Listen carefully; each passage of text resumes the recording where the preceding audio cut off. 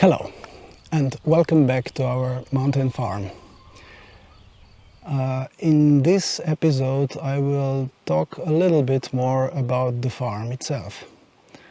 I will try to introduce it, I will talk a bit where it lies, what we do here, and a little bit about the history. As I said in the first episode, the name of the farm is Podbukovc. Which means under the beech forest, or it could also be under the beech tree. This actually makes a lot of sense because there is a lot of beech forests here around, and the name under the beech forest is very suitable, actually a perfect one. Our mountain on which our farm lays is called Ermanovec. It is not very big, let's say mid-range mountain. Its height is 1026 meters, and our farm lays at altitude mark 800 meters, which means we are not at the top of the mountain, we are somewhere in the middle. Our farm lies in the middle of the forest, literally in the middle of the forest. Yes, this means in every direction you look at, there is a forest. Our nearest neighbor is 5 minutes from this place uphill, and there is also a little forest between us and them. So forest is a big topic here. Yes, it is. The history of the farm goes a quite little bit back.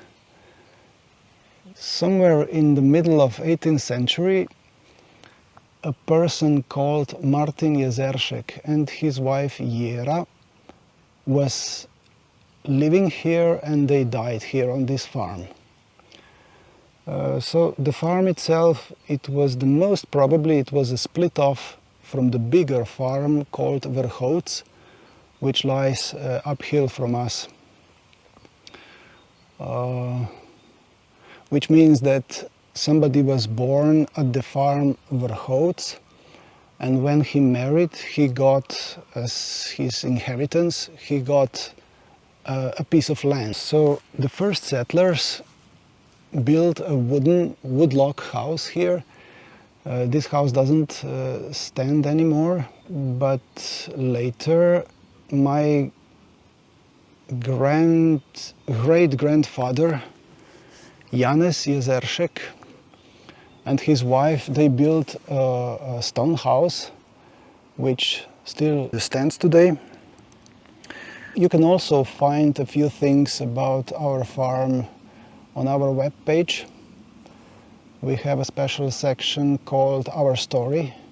There you can find a few more things about people who lived here.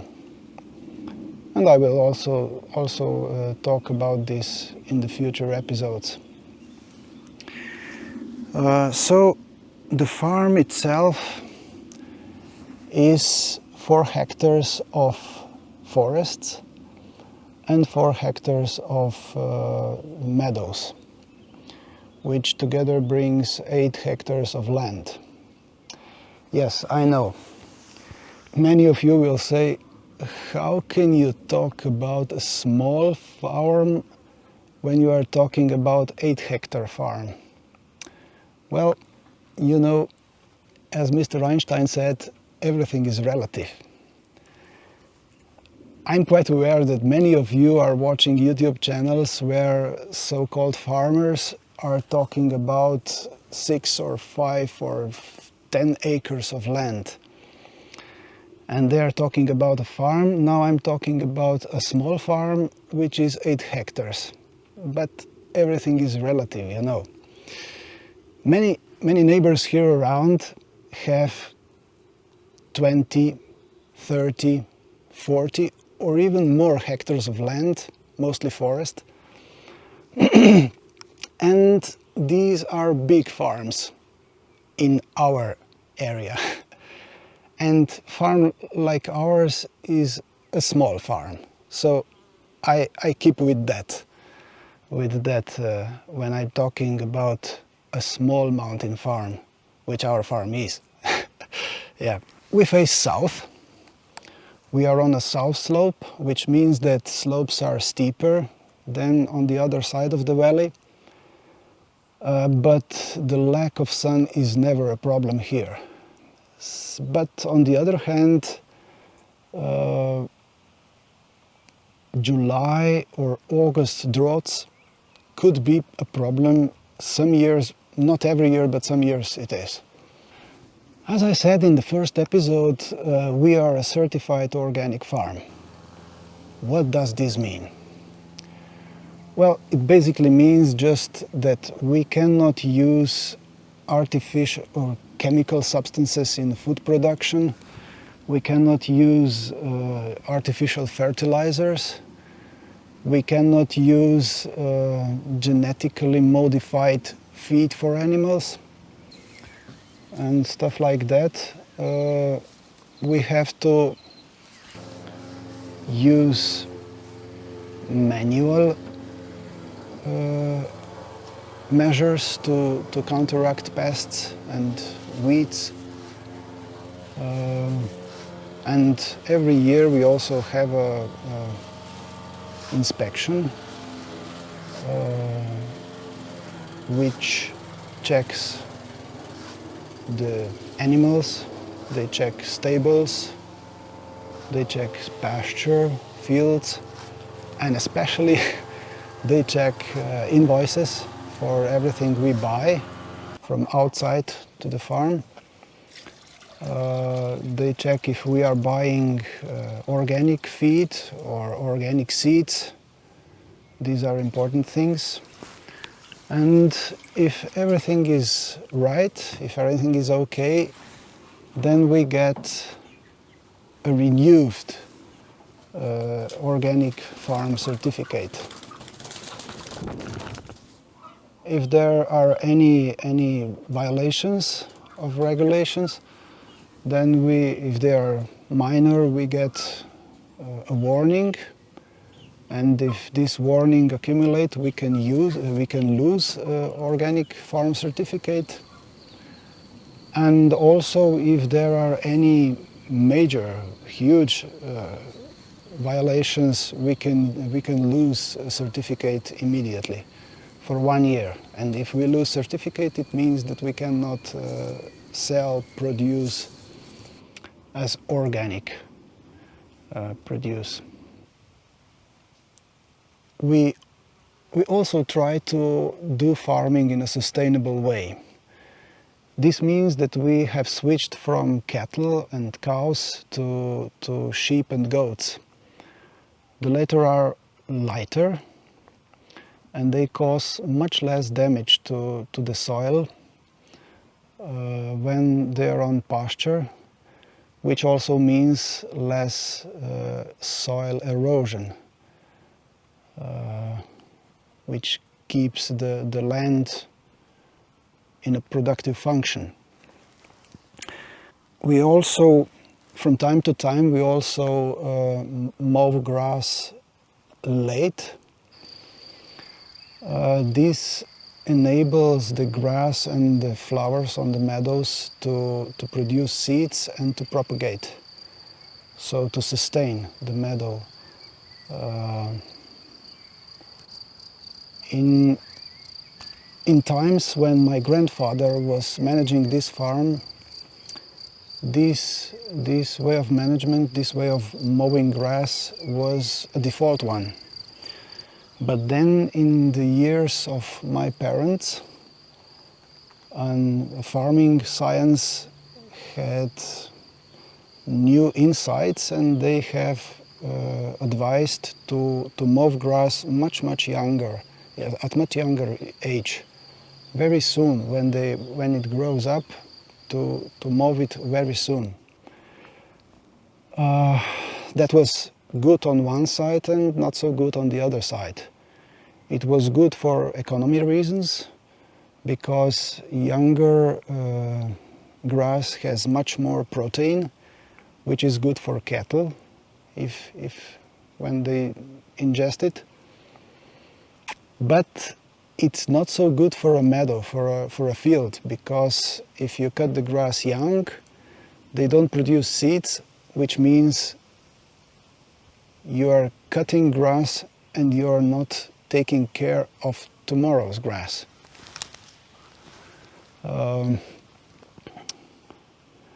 So in the later years, this farming science also is realizing that that was not a very good idea.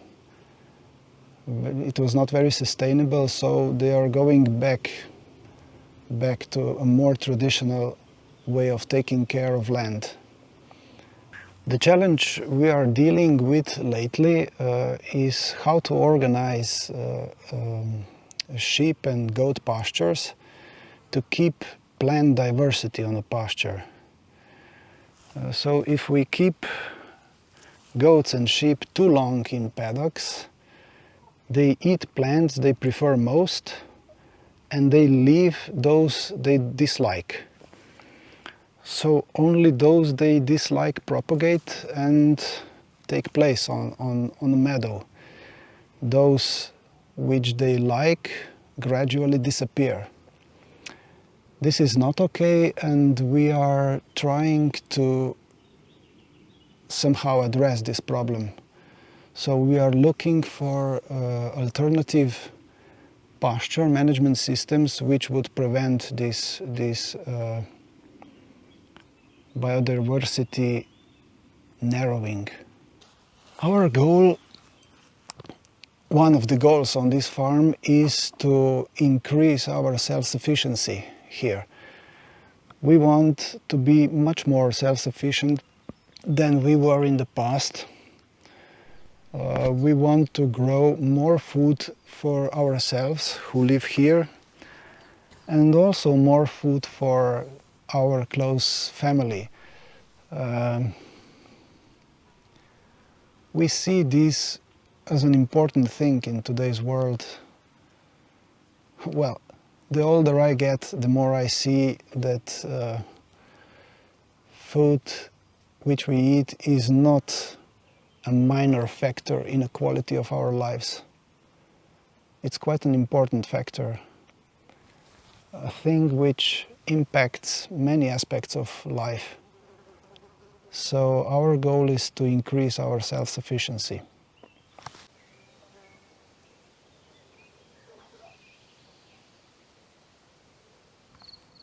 We have 3 sheep, 2 bear goats, and 4 small Himalaya goats. Then we have a flock of chickens with a few roosters. One of them is this one here. I don't know if you see it. It is a Brahma chicken. We had a few of them, but 2 or 3 of them died. So goats, sheep, chicken. We have 5 cats, yes, 5 of them. And we have a dog called Dolly. Our last acquisition is 2 hives of bees, which we just got a month ago. You could also saw them in a previous episode. That was just the time when we got them. We grow vegetables and fruits for our own table and store. We also did sell it on the market, but we quit that. We quit it because it was a lot of work. It was a lot of work and a way too little income from that thing. We cannot produce food for the market under market conditions which persist for the last few decades. and these conditions are very unfavorable for local food production. We would like it to be other way. We would like to produce food for the market, but under these conditions we are not able to. We just cannot live from so deeply underpaid work. So we would like it to be some other way, but it's not up to us to regulate the market. The EU, European Union and Slovenian government are the players in the field who can affect the market. We are not. So when they will do their job, we can start again to produce food for the market. But if they don't see a problem in a situation like it is right now, when a lot of food is imported and transported around, then it will stay that way. They can change the situation and we can adapt. So in the vegetable group we grow potatoes, tomatoes, salads, Asian green leafy vegetables, onion, garlic, beets, carrots, beans, parsley, and that will be most of the stuff. We also grow some herbs and teas for home use, and in the fruits department we grow pears, apples, plums, cherries, walnuts, grapes, strawberries, and we also have a fig tree and a mulberry tree. The last two were experiments. We planted them a few years ago and they thrive. Even a decade or 2 or 3 decades ago, this was unimaginable at this height, in this area. But now they thrive and they fruit every year. So for me, this is the proof that climate change is real. So these were the few words about our farm. I hope that I gave you information which you were wondering about. If I didn't, please ask your questions in the comment section below, and I will do my best to answer them or include them in the future Q&A episodes. So if you liked what I shown you in this episode, please support this channel by clicking support and then all on the button below. You can also click like button. This way is the best way to help other people like you to find this content. This would be all for today. Thank you for being with me, and I'm looking forward to meet you in the next episode. I wish you all well.